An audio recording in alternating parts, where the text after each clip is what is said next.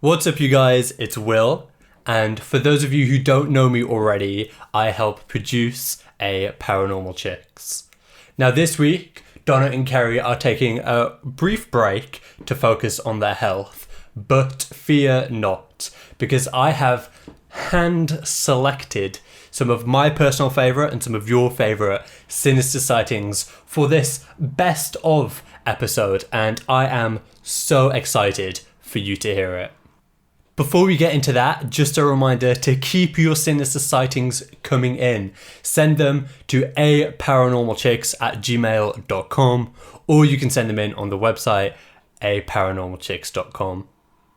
So, without further ado, let's get into these amazing Sinister Sightings stories.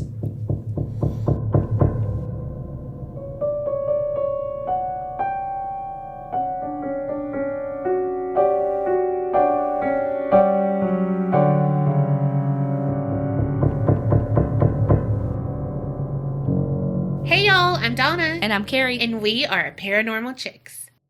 Hey there, Donna and Carrie. I finally managed to get it together enough to send you my stories. I'm one of your Brit listeners, and I grew up in sleepy, rural Lincolnshire in a market town called Bourne. Nothing much happens within a 20-mile radius. Super dull. Everybody knows each other. It's not quite as parochial as it used to be, but you can pretty much guarantee that if you're up to no good, at least 5 people will have told your mom before you've gotten home. Oh, Lord, yes. All that changed in October 2009 when there was a murder in a nearby village. Oh, fuck. Dun dun dun. Alan Wood lived in Lound, a hamlet which is even more rural than Bourne. Hamlet? I'm telling you, legit, parochial, I had to go, you are way smarter than us. Always. Yes. He was a 50-year-old man with his own gardening business. He supplemented his earnings by working the night shift at Sainsbury Supermarket in Bourne. This is a 2-minute walk from my mom's house. So, he was a very familiar face locally. He was a regular at the Willoughby Arms in Little Bytham. He was well-liked and had no links to criminal activity, so it's a complete mystery as to why he was murdered. On the morning of Saturday, 24th October 2009, a friend popped around to visit him. Oh my God, I love this story. He found the front and back doors to Alan's bungalow were open and didn't get a response when he shouted. As this was unusual, he gave Alan's landlord a call and asked him to come out and investigate with him. They both went into the bungalow and found what has been described as one of the most horrific scenes witnessed in Lincolnshire police history. Oh, gosh. They found Alan lying face down in a pool of his blood in his living room. It was apparent that he had been there a few days. His hands were taped together, and he had huge stab wounds to his head and body. He was murdered by having his throat slit, and the murderer had unsuccessfully tried to decapitate him. Nothing was missing from the property apart from his bank cards. His neighbors hadn't heard anything suspicious. The last time Alan had been seen alive was on 21st October. He was captured on CCTV at Morrison's supermarket in nearby Stamford. After he had finished his shop, he went home via his local, the Willoughby Arms, and left around 6:30 p.m. There are 65 hours unaccounted for before he was discovered. This is what detectives believe happened to Alan. He was attacked on Thursday, 22nd October. He appeared to have been in bed reading when a disturbance at the front door led him to investigate. He was overpowered by 2 men and his hands were bound by tape. He was then tortured to obtain his pen before he was finally murdered. Oh my gosh. Police found evidence of the murderers, the S in parentheses because they don't know, at the scene. A footprint made by a UK size 8 Converse trainer, fragments of a Delane bus ticket. They are a company based in Bourne who run local services. My granddad used to work as a bus driver for them. And a full male DNA profile. No match has ever been made for the DNA profile in the UK or abroad. What? Alan's bank cards had been used a number of times. 11 attempts had been made at various ATMs with only 2 being successful. There are CCTV images of the perpetrator using the ATM on West Street in Bourne, and witnesses state they saw 2 men using the ATM at Sainsbury's store where Allen worked in Bourne. They managed to produce a photo fit of the suspect they dubbed, quote, ATM Man.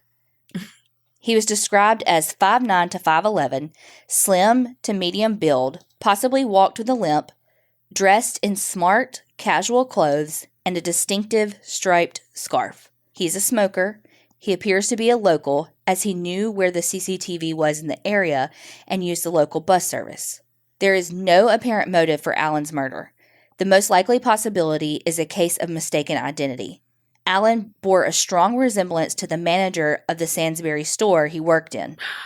No. It's possible that the killers followed him home, thinking he was the manager and therefore had the keys, which they tortured him for. It will soon be the 10th anniversary of Allen's murder.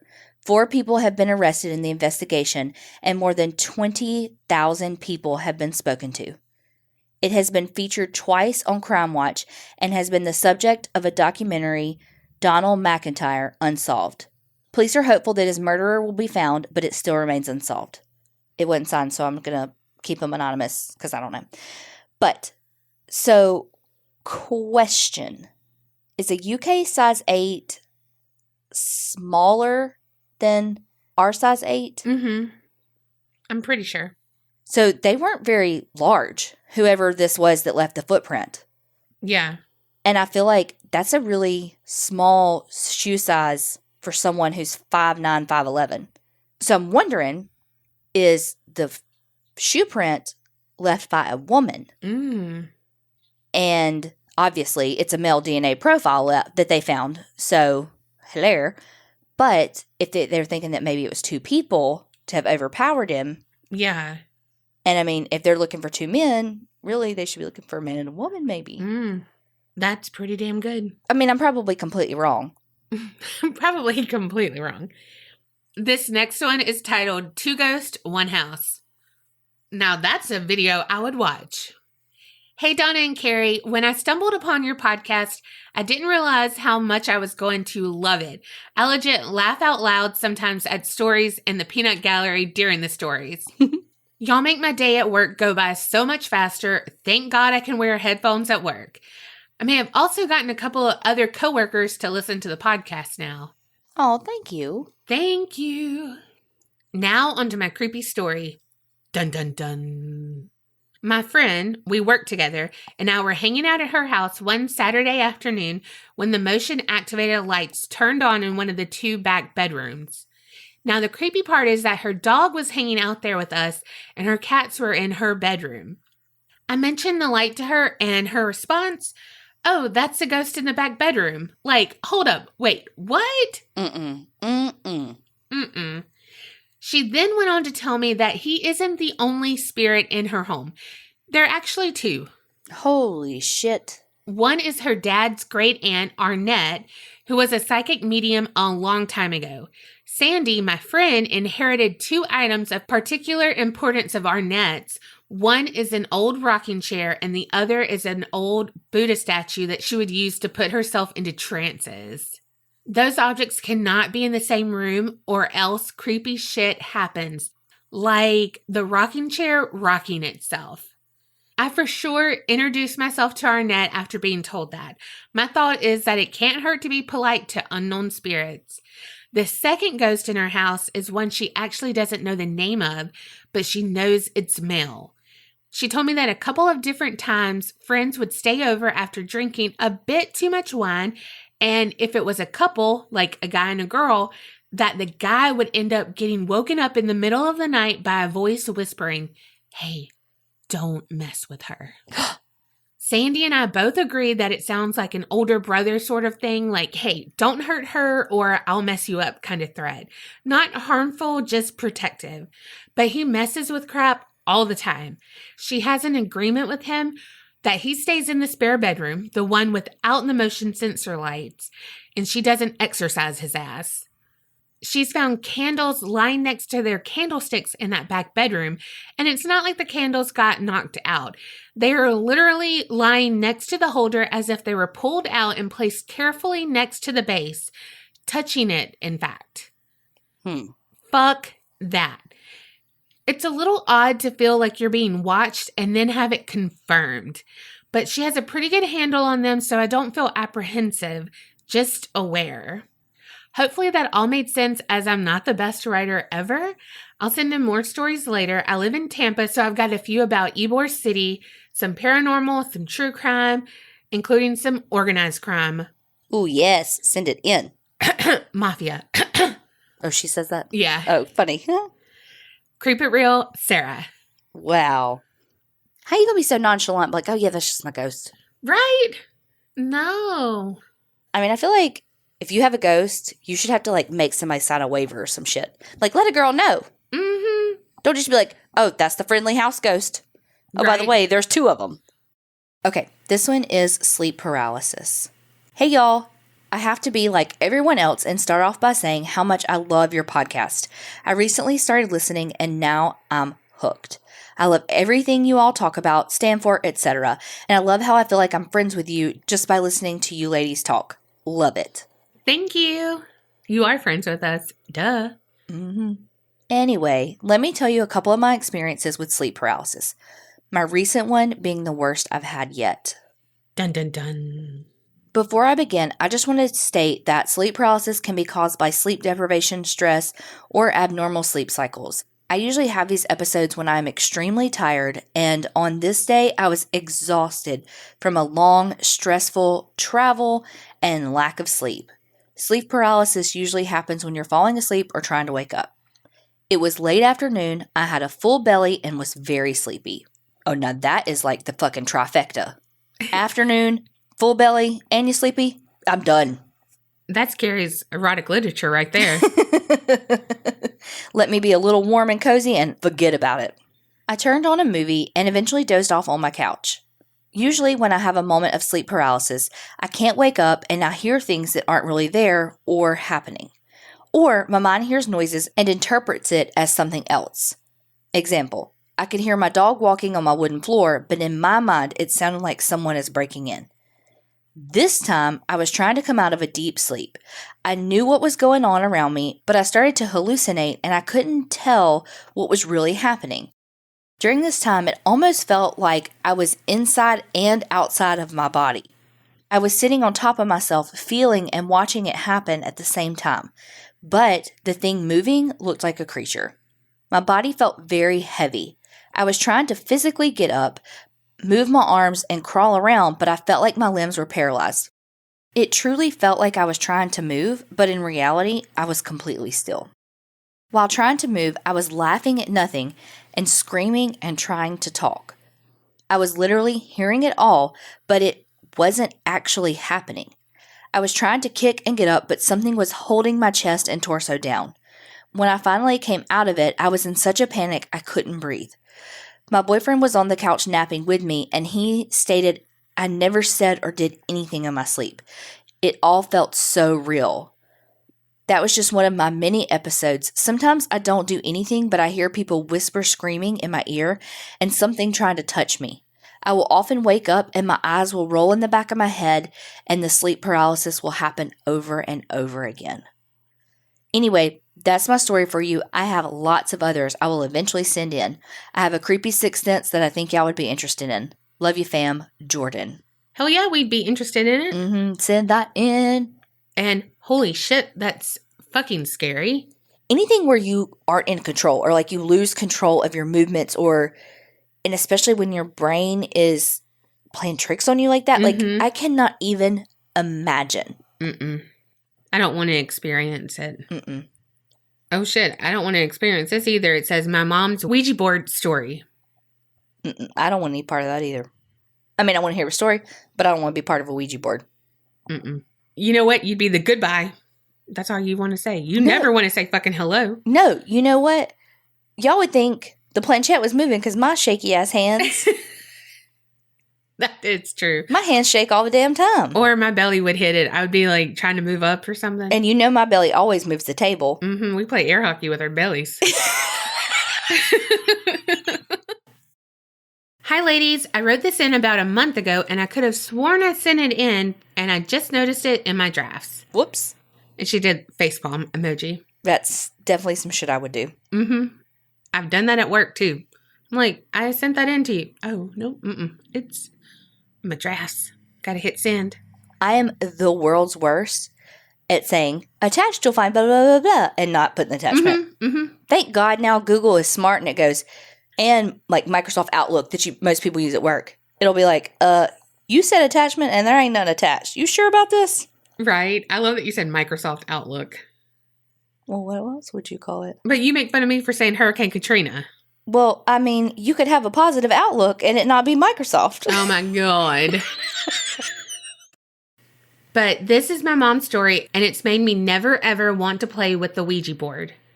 So my mom says that whenever her and her friends would play with the board, the spirits or the board never liked her. It would always call her a bitch and tell her to leave the room. Well, one night, my mom and her best friend wanted to go out so bad, but everything was going wrong.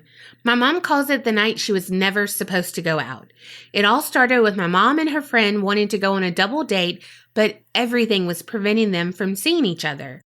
One of the guys' car wouldn't start, and they didn't have a ride, so my mom's best friend decided to take her Jeep. At first, she couldn't find her car keys. Then her car wouldn't start. And they also had to sneak her out because her family was super strict. But finally, they were on their way. When they picked up their dates, they decided to go to the beach. Once they were all there, they felt like their luck had finally changed because they saw some people having a bonfire, so they walked towards them to join the party. As they got closer, they saw that they were not having a normal bonfire. It looked like a satanic ritual. Oh, shit. So they ran, and the devil worshippers, quote unquote, chased after them. They got to their car safely, thank God, and took off. They called it a night and dropped their dates off back at home. One of their dates' mom was a really nice Christian lady and kept asking them to stay the night, but my mom's friend had strict parents and had to go back home before they noticed she was gone. The nice mom even made sure they wore their seatbelt because she never wore it. Well, that ended up saving their lives because on the way back home, her best friend fell asleep while driving, and so did my mom, and the Jeep flipped. And can you guess what landed in the middle of them? The fucking Ouija board. Damn. P.S. When I told my mom about sending in her story, she was like, "Oh, do I win something?" And I was like, "No, Mom. We just get to hear them tell your story on the podcast." And she was like, "Oh, that would be cool to listen to." And then she did another facepalm emoji. I mean, did you have a conversation with my mother? My mom would have been like, "Where do I watch it?" No, legit. That's what my mom says. I love you, ladies, and I tell everyone I know about your podcast. Also, I joined Facebook just for your group, which is an awesome group. Oh. And I go by my middle name on Facebook, Tatiana Nunez, because Facebook sketches me out. Mm-hmm. Girl, true. Also, I was just listening to episode 66 at work, and the eraser for our whiteboard flew off the shelf. So, yeah. Oh, my God. Well, thank you so much, Tatiana. I wonder what they were doing at that bonfire. And why did they chase them? They were probably like, wait, come back. We're not doing anything. Right? Oh, and shout out to Tatiana's mom. Thank you for that wonderful story. Glad y'all both survived. Thank you to the wonderful Christian mom that told y'all to buckle your seatbelts. Wow. Hi, ladies, and hello, fellow creepsters. I sounded like a game show host when I read that. That's exactly what you needed to. Oh, okay. I love the podcast and find you both entertaining and freaky as fuck, LOL. Ooh, that's what I like. That's going on my Tinder profile. They don't call me Freaky Deaky Donna for nothing. Literally no one calls you that. I know.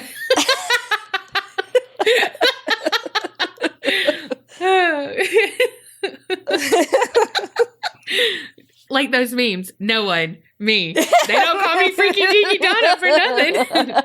Everyone. I've got quite a few stories to tell you, but I'll start with a few of the shorter ones first. Some of the details of these earlier experiences are a bit fuzzy. I'm getting older, plus I take meds that can cause brain fog. Ain't getting old grand, rolls eyes. Mm-hmm. Amen to that. Mm-hmm. But I do remember the important parts. When I was a young girl. When I was a young warthog. I knew that was coming. Like, literally, I paused because I knew that was coming. I had one of those dolls that stood about 2 feet tall. She had a knob in the middle of her back that, when wound up, allowed you to make her reddish-brown hair shorter. What? Mine didn't have that, but she did have an outfit. And I would wear her outfit, including the high heels. Oh, okay. You can also pull the hair at the crown of her head to make her hair longer. Yeah, I remember those dolls. Do you remember that? No. You could, I almost literally reset her sentence. Oh, my gosh. My mom stayed home with my sister and my dad worked at one of those companies that delivers and picks up carpeted rugs that restaurants and stores use in their foyers and lobbies. Or foyers. Suffice to say, I didn't have a gob of toys to play with, and I especially loved this baby doll. Since she was such a big doll, when I was done playing with her, I'd slide her under my double bed. That sounds scary. That's me saying that sounds scary. One night, as I tried to drift off to sleep, I heard a distinct thump. It freaked me out, but I was too scared to get out of bed to investigate. The next morning, I tried to pull my doll out to play with her, but as I tugged on her feet, she wouldn't budge.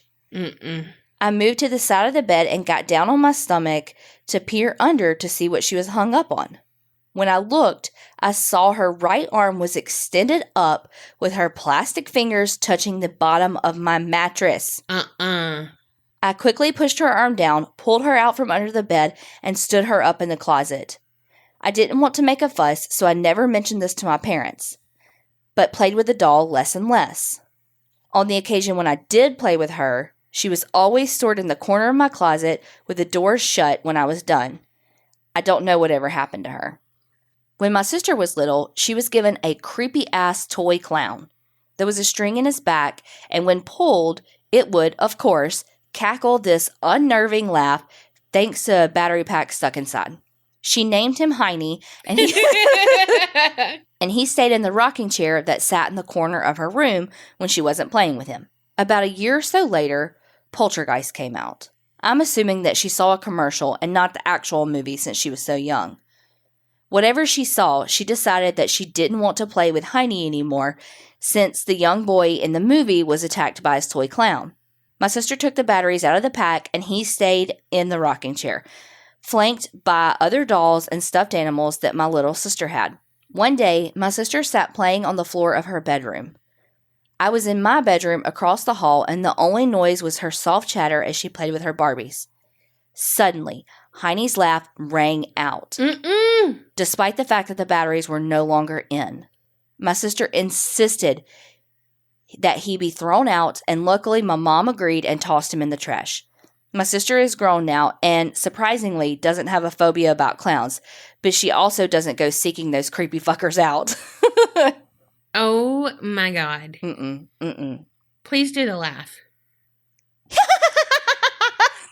Oh, my God. I wish y'all could see her face. What a soundbite that is. Fuck my life. Got chills. I didn't know that's what you were going to do. I didn't either. It just came out. That was fucking Heine. Made an ass of myself. Now I got to go clean my ass. God bless.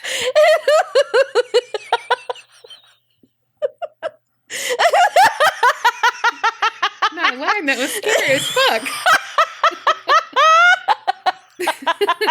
Fucking maniacal.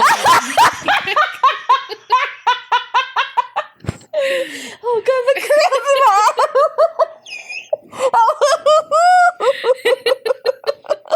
I'm never asking you to do shit like that again. I'm not gonna get that thought. Ooh, good. It was like. Oh my God. It was so good, but bad. I'm gonna go pee. All right, a little bit more to go on this story.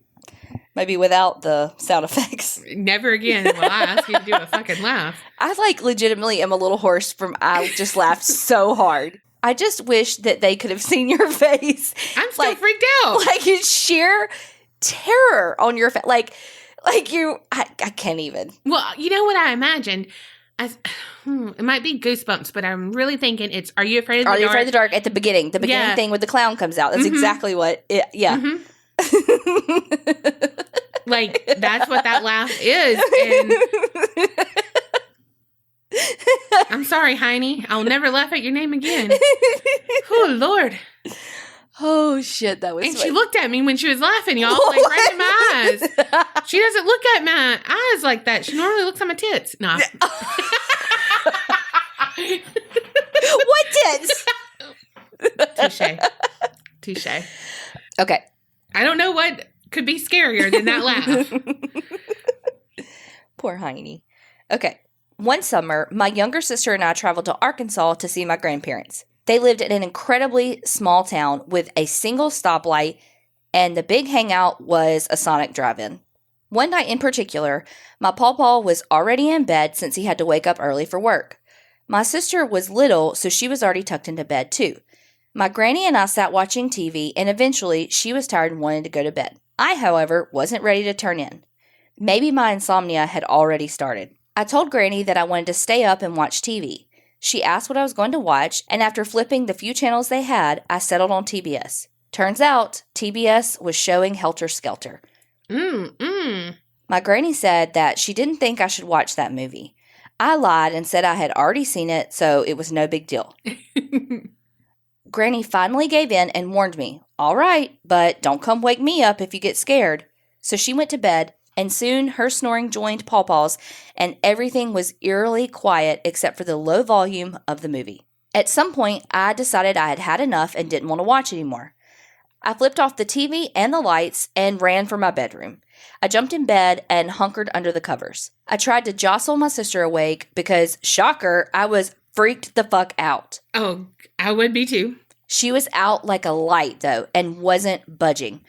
I laid there trying to will myself to sleep, but it eluded me, and my little mind raced as I laid in the inky blackness. The only sounds that I heard were the ticking of the big clock in the front room, the far-off rumbling of semi-trucks driving somewhere, and my sweet grandparents snoring. Not wanting Granny to get mad at me, I devised a plan. I got out of bed and scampered across the hall to my Granny and Pawpaw's room, where I shook her awake. "Granny! Granny! Granny!" I whispered loudly. She finally woke up, and I said, "Granny, my tummy hurts."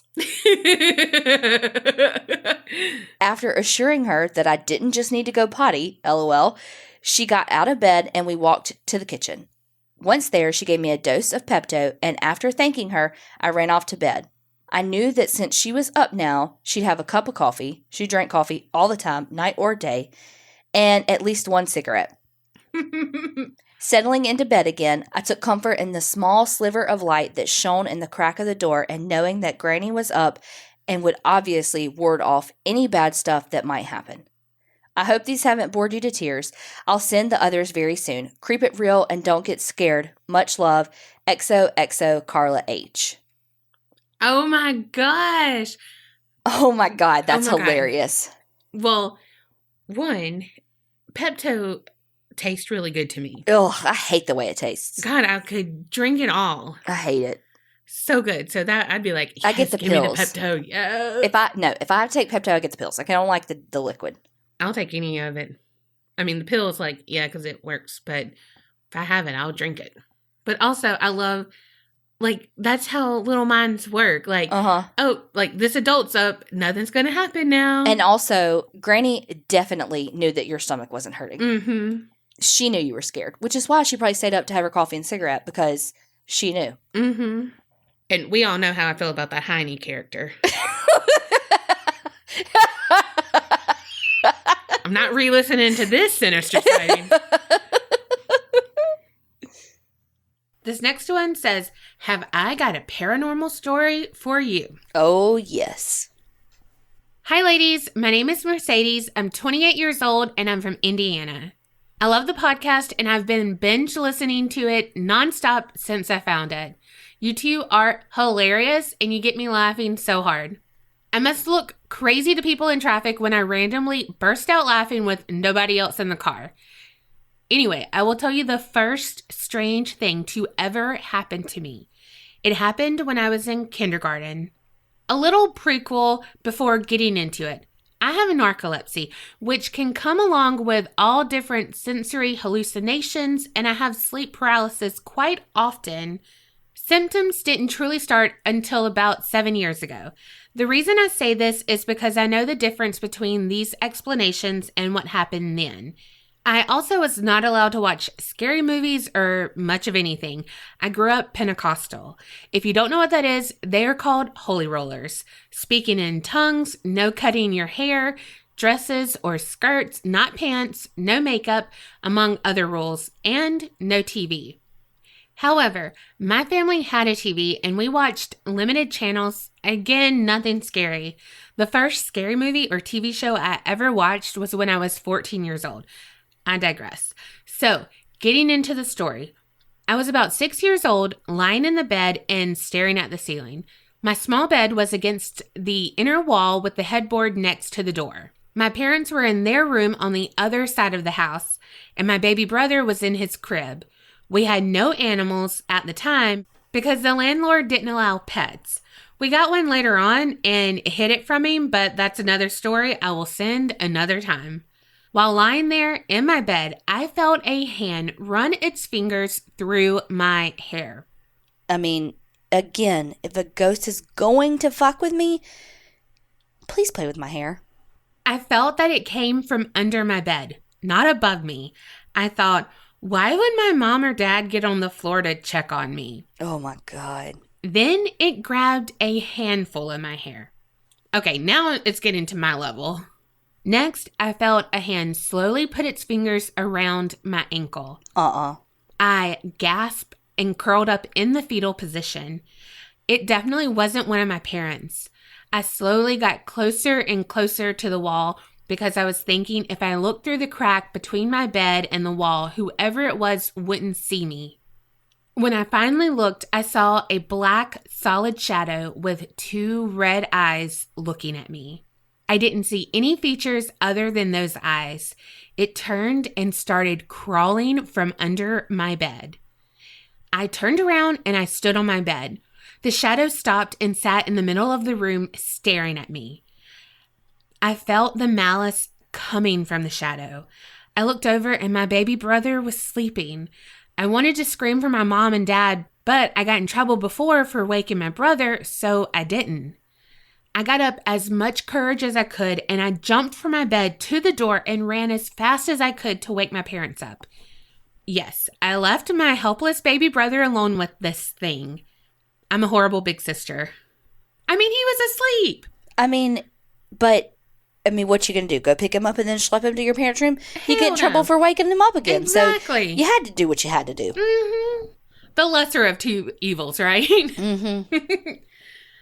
Red-eyed demon take your brother. Your parents get mad at you for waking him up. I mean, he basically volunteered as tribute. Exactly. It was like, hey, stay asleep if you are okay. Okay, you're cool? Okay, bye. When they got to the room, whatever or whoever it was gone. I was crying and couldn't believe that they told me it was a dream. It wasn't a dream. I was awake. I could not sleep, lying flat on my back until I was 12 years old. I was terrified it would happen again. To this day, I can't sleep unless my feet are covered by at least a sheet. I can't explain what this was or why it never happened again. When I experience hallucinations, they are short and never as real or scary as this. Sleep paralysis is not an explanation either, as I moved. My great-grandfather, who was a Pentecostal preacher, believed it was a devil or a demon coming for me, since children are the easiest targets. And you left your brother alone in the room? Again. I mean, is your brother actually a demon then? Did he inhabit your brother? Changeling. Damien. I am not religious at this point of my life, and even as a child, I had questions. So I don't believe that.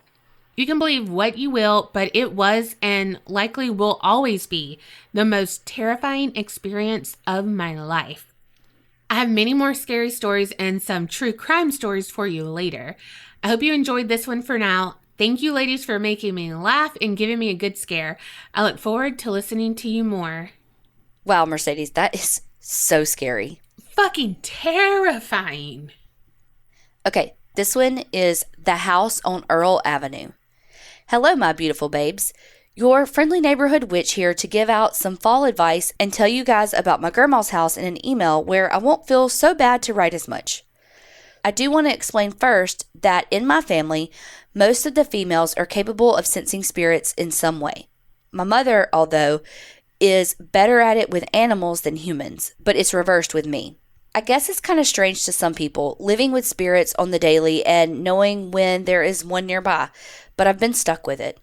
Not that it's a bad thing, but it can freak me out sometimes when I'm typing and someone decides to crawl along the floor just to fuck with me. Do I even have to explain which spirit it is anymore? No, it's a shadow man that likes us. That wanted to come visit us. Keep him there. We don't want a creepy crawly. I haven't watched any of the Spider-Man. I don't like creepy crawlies. So I think I will start off with my grandma's house and how freaking insanely haunted it is. Luckily, only good spirits, so no bad entities are capable of coming through. My grandma has many spirits who come to visit her time to time through the cellar, but even before it became the house it is now, it looked much different when it was bought. My grandma and grandpa had just had my aunt, and my mother was still quite young. They wanted to find a place to call home so they wouldn't constantly be ending up on the streets and homeless again. Living in their car time to time was tough on two little babies. Oh my God. gosh. My grandma explained how when they went house shopping, they had looked at countless houses. This one wasn't even the one they had originally planned to get, but the moment my grandparents stepped foot on the property, my grandma knew there was something special. Something, well, homey. I swear that's how all the scary stories start. Hopefully, this one sounds better than that. But, we were looking and it just came out of nowhere. Yes. I felt that attraction to this house. I was driving past it and saw it and just had to stop. Yeah. The house itself is shockingly small. It's under 1,000 square feet, I believe. My grandparents spent years upon years building on this house and creating what my grandpa loves to call a personal heaven. I believe it's due to the nature of my grandparents that the house called to them. It just seems to have a life of its own, even without all the spiritual stuff. There's just something about this house that nobody can really put a finger on. When my grandma worked at the local TV station in Sacramento, the cast loved to go to grandma's house to do segments on the show because of how the house felt. Now that's freaking cool. Everybody who stepped in the house gets this overwhelming feeling of relief, like something was just lifted off their shoulders that had weighed them down so hard that lots of people tend to break down crying in my grandparents' front doorway. It's happened more than once. They've come to mimic that feeling in their own auras, having lived with it for so long. Holy Hannah. People who have only gone there once seem to find their way back during times of intense stress in their lives. My mother's ex-boyfriends even show up and don't realize why they're there, but my grandparents always bring them in for a cup of coffee and talk and see what's wrong and feed them. It's like, honestly, I want to say the house is like a legit safe house that heals at the same time. Can they open this up as a bed and breakfast? Because your girl needs 1 to be fed and 2 to be healed. And 3 to have all the coffee. Talking about me, not you, Carrie. Well, just give me the coffee. But also, there are so many ghosts, it's ridiculous. Once a little boy who had drowned stepped into my grandma's house through the portal, and it seemed like he had been dead for a while, but decided to travel a bit before moving on. And much to my luck, he chose grandma's when I had to work the next day. I got annoyed after 3 hours of him running back and forth in the kitchen that I hissed, "Can you not?" in the direction of the kitchen. Thank God my grandparents sleep well. It stopped until I turned over, that is. Then he ran towards me and stopped at my feet and stared at me. I knew what he looked like, and he wasn't happy I told him to stop. So he fucking stared at me, waiting for me to look at him, because I knew what he would look like because he showed me mentally first. Listen, I got freaked out. I abso-fucking-lutely called out to my grandma's guardian spirit, Phoebe, to protect me. She did, but that scared me hard. Kid did good. I'll give it to him. He did damn good. Fuck. Just like a kid to ruin a nap. Also, but like, what do you look like? Probably black with red eyes. Or like, drowned? Oh, wet. Oh. Oh, no, like drippy wet and ooh. Hey ladies, I have an Ambient story for y'all and it's a doozy. I have to admit I'm a little nervous about this being read for the whole world to hear, but it involves something that I dealt with and came out the other side a better and stronger person because of it. You'll understand what I mean in a minute. It's something I am no longer ashamed of, so here we go. Picture it. It's the summer of 2009, not the summer of 69, sadly. I was not around for that. In a small town in East Tennessee. That year in June, I turned 22, and at the time, I was in a really dark place in my life. I was working in the restaurant business and was living with my boyfriend at the time in a really shitty apartment in one of the rougher neighborhoods in my town. I've struggled with depression and severe anxiety since I was in high school and still do today, but now, let's show my age here, 10 years later, I have much better ways of coping with it, including medication and therapy. But 2009 was before I actually started dealing with my mental issues, partly because I was in denial and partly because I was too busy for doctor's appointments and keeping an actual schedule and stuff like that. Side note, I'm the poster child for transformation in regard to mental health issues. To anyone who is in denial or thinks that they don't have time or doesn't want to seek help for whatever reason, please don't think you're alone. I have been there and I can't tell you how much it has changed my life for the better. Anyway, back to the story. So my boyfriend and I had been together for about a year or two, and he was, for lack of a better word, a pillhead. He had a serious addiction to pain pills, among other things, and as much as I hated the things he did, it's almost impossible to have a close relationship with an active drug user and not fall into it yourself. At that time, and for several years after that, I was addicted to cocaine. It's the only thing I've ever been addicted to, and despite being clean for almost 2 years, not a day goes by that I don't think about it. That's amazing. Congratulations. Yes. Whoa, that's huge. I have a ridiculously... She put, sorry, Donna, LOL. Girl, you know me and my R's. Okay. I have a ridiculously busy life, and coke kept me going like nothing else could.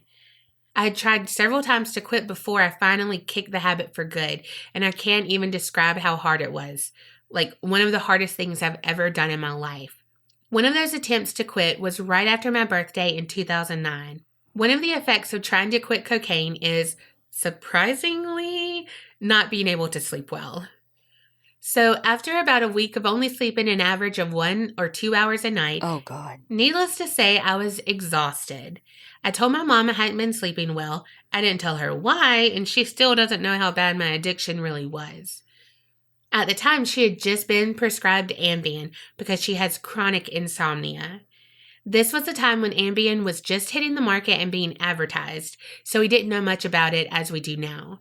She gave me one but told me to take only half of it because, quote-unquote, according to her, they, quote-unquote, put her on her ass. Right. So being the hard-headed child I've always been, I thought, I'm a drug addict. I'm going to have to take the whole thing just to feel it. I've never been more wrong in my life. Cue the da-da-dum. Oh, Lord. I took the whole thing and started feeling it within 10 minutes. And not the way I was supposed to feel it. I never got sleepy at all, but over the next few hours, I apparently had the time of my life while fighting this Ambien.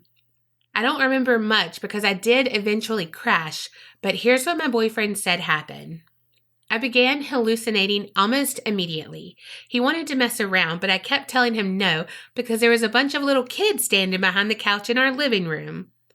I closed my eyes, and when I opened them again, they were still there. Then I tried to lay down and quickly realized that I was staring at the ceiling fan. Big mistake. I was seeing what I can only describe as garden gnomes hanging from the fan blades as it was spinning. Oh, my God. I started laughing uncontrollably. He came in the bedroom to check on me and says I was sitting on the floor, but I think I was still on the bed, because how did I get off the bed? I decided to raid the fridge, as one does, but ended up standing there with the door open, just staring into it for probably 20 minutes. Then I remembered I had a bottle of rum that I had gotten for my birthday in the freezer. I was also quite a drinker in those days. Now that was a good idea. So I chugged the equivalent of about 7 shots at once. How I didn't vomit, I'll never know. But after that, I started getting really hot. So what do you do when you're fucked up out of your mind and you get hot? Why, you get naked, of course. Now, remember, this is only an hour after I've taken Ambien. I wanted to go outside to smoke a cigarette, but my boyfriend told me I had to put on some clothes first. So while he went to the bathroom, I pulled on my boots and walked out the front porch with nothing on but my shoes. It was raining that night, but I kept seeing tennis balls falling from the sky.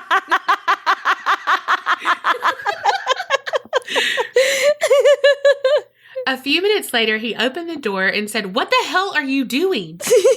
I don't remember what I said, but it must have been something really stupid because he tried to grab my arm and pull me back inside the apartment. Oh, or because you're naked. Apparently, I have really quick reflexes when I'm on Ambien and Captain Morgan because I moved before he could touch me and bolted down the stairs, across the parking lot, and into a field in front of our apartment building. Titties flapping in the wind.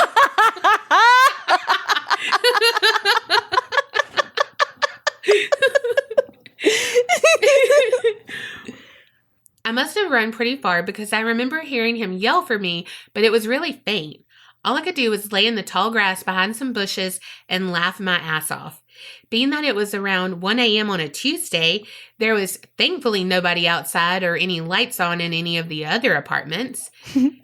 I don't know how long I sat out there in the field watching the sky moving and shifting and the stars shooting and blowing up. But the next thing, there was a flashlight right in my face and someone pulling my arms while now here's where you should have said, "Sorry, Donna." While simultaneously trying to wrap something around me. This motherfucker had called the cops on me. To this day, I'm not sure if that was a good idea on his part, but whatever. I didn't go to jail, so that's all that matters. So between him and 2 female cops, they literally wrapped me up burrito style in a blanket or something and had to carry my ass back to the apartment. I was fighting too. I would have been too. I remember that because at one point I had lost my boots and I was pissed. I kept saying, my boots, while being carried like a sack of taters over his shoulders, but no one would listen to me. Oh my God. So he finally got me back to the apartment. So he finally got me back in the apartment and locked the deadbolt on the door because apparently I can't operate a deadbolt when I'm fucked up. He told me he had to wrap another blanket around me and underneath the mattress to literally tie me down so I wouldn't run outside naked again. I laid there for hours talking to no one in particular, just talking about horses and mashed potatoes and how I wish I could build a bonfire in our living room. And this went until about 5 a.m. and I finally passed out and slept for 2 days straight. Holy shit. That's my Ambient story. I hope it's not too much for y'all to handle. Sorry it's long, but Donna, you asked for it. I love you ladies and your podcast, and I hope this gave you a good laugh for the day.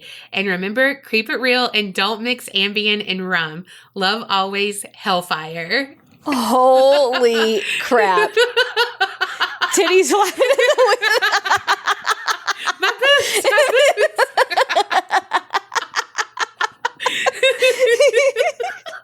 I mean, it sounds like a great night. Yes. Oh my gosh. Please, if y'all have any more stories like this, please send them in. Spooky, kooky, freaking love them. And we just want more. Yes, send us all the paranormal, all the spooky, all the crimey, all the things. aparanormalchicks@gmail.com. And remember, keep it real and don't get scared.